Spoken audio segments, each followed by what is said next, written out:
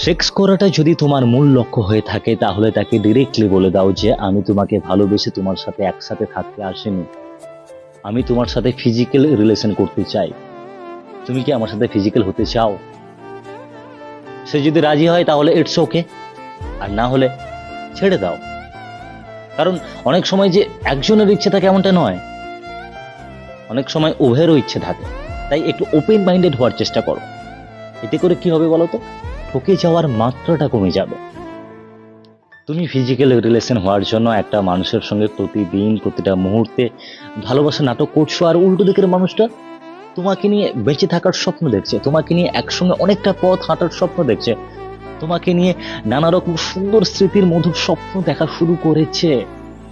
কিন্তু তুমি যেটা চাইছো যখন তুমি সেটা পাচ্ছ না, আর এই না পাওয়ার ফলে যখন তুমি হঠাৎ তার জীবন থেকে হারিয়ে যাবে না, তখন এই তোমার এই হঠাৎ হারিয়ে যাওয়ার ফলে তার মধ্যে একটা